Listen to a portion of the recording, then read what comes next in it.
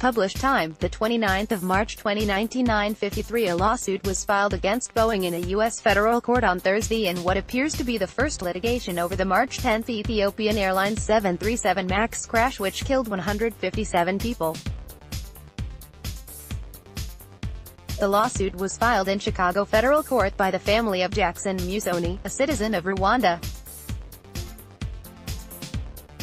It alleges that Boeing, which manufactures the 737 MAX, had defectively designed the automated flight control system. It follows earlier suits against the U.S. company over the October Indonesia crash. The subject accident occurred because, among other things, Boeing defectively designed a new flight control system for the Boeing 737 MAX 8 that automatically and erroneously pushes the aircraft's nose down, and because Boeing failed to warn of the defect, the complaint said. Also on RT.com, Ethiopian Airlines Boeing 737 MAX 8 crash, questions that remain unanswered. Stephen Marks, the lawyer who filed the complaint, has criticized the certification process for the 737 MAX 8, saying it amounted to an amendment of a 50-year-old model, rather than a more rigorous approval process for a new aircraft. Boeing and the FAA knew about the dangers, and they failed to ground the fleet, said Marks, who also is suing over the Lion Air crash which happened in Indonesia. He said the similarities between the two accidents are very clear. Boeing said it could not comment on the lawsuit. According to the company's spokesperson, who was cited by The Guardian, it is working with the authorities to evaluate new information as it becomes available. All inquiries about the ongoing accident investigation must be directed to the investigating authorities, the spokesperson said.